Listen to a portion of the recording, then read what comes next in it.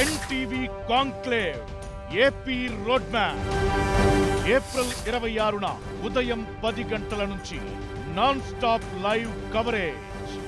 బీజేపీపై fire అయ్యారు Telangana CM Revanth Reddy. గత 10 ఏళ్లలో ధరలు భారీగా పెరిగి ప్రజలు తీవ్ర ఇబ్బందులు పడుతున్నారని ఆరోపించారు. గత 10 ఏళ్లలో దేశ అప్పులు రెట్టింపయ్యాయని, డబుల్ ఇంజన్ అంటే ఇదేనా అంటూ ప్రశ్నించారు. రిజర్వేషన్ల రద్దుకు ఎన్డీఏ సర్కార్ ప్రయత్నిస్తోందని ఆయన విమర్శించారు. త్వరలోనే దేశంలో కులగణన చేసి జనాభా ప్రాతిపదికన రిజర్వేషన్లు పెంచనున్నట్లు ఆయన చెప్పారు.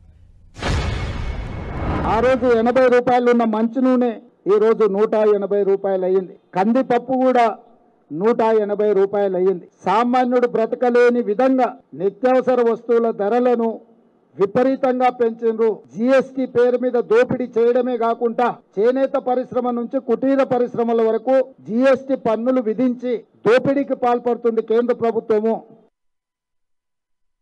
2014 నుంచి 2024 వరకు నరేంద్ర మోడీ గారు ఒక్కరే చేసిన అప్పు 113 లక్షల కోట్లు.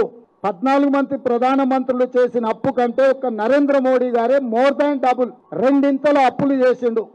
ఈ రోజు దేశం మీద ఉన్న అప్పుల భారము 168 లక్షల కోట్ల రూపాయల ఆస్తులు ఆనాడు కాంగ్రెస్ పార్టీ సృష్టిస్తే వీటన్నిటిని కూడా కార్పొరేట్ కంపెనీలకు 6 లక్షల కోట్లకు తెగనమ్మేసిండు. అది ఎల్ఐసి నుంచి మొదలు పెడితే ప్రతి సంస్థను 60 సంవత్సరాలు కష్టపడి కాంగ్రెస్ కూడబెట్టిన ఆస్తులను మొత్తాన్ని నరేంద్ర మోడీ గారు 10 సంవత్సరాలల్లా మొత్తం కార్పొరేట్ కంపెనీలకు అమ్మేసి డబుల్ ఇంజన్ అంటే అదానీ ప్రధాని డబుల్ ఇంజన్ లాగా ఈ దేశాన్ని పట్టి పీడించి ఈరోజు ఈ దేశాన్ని ఆర్ఎస్ఎస్ యొక్క ఆలోచనను విధానాన్ని భారతీయ జనతా పార్టీ ఒక లోక్సభ రాజ్యసభలో అన్ని రకాల ఒత్తిడులు తీసుకొచ్చే ప్రతిపక్షాలను లొంగం తీసుకొని వాటన్నిటిని కూడా రద్దు చేసుకుంటూ పోయిండ్రు. ఇది గత చరిత్ర మన కళ్ళ ముందు సజీవ సాక్షిగా నిలబడ్డది. ఇక వారు రద్దు చేయకుండా మిగిలింది ఎస్సీ ఎస్టీ ఓబీసీ రిజర్వేషన్లు. వాళ్ళ ఆఖరి యుద్ధం ప్రకటించారు ఈ రాజ్యాంగం మీద. ఆ ఆఖరి యుద్ధమే ఎస్సీ ఎస్టీ ఓబీసీ రిజర్వేషన్ల రద్దు.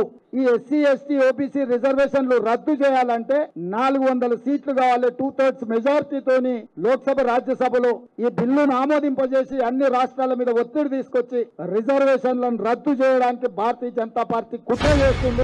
దేశాన్ని ఎక్స్రే తీస్తాము. ఈ ఎక్స్రేలో ఓబీసీలో ఉన్న కులాలు ఉప కులాలను అన్నిటినీ లెక్కించి వాళ్ళ జనాభాను మొత్తం లెక్కబెట్టి జనాభా దామాష ప్రకారం రిజర్వేషన్లు మేము పెంచుతామని కాంగ్రెస్ పార్టీ విస్పష్టమైన విధానం తీసుకొని రాహుల్ గాంధీ గారు స్పష్టంగా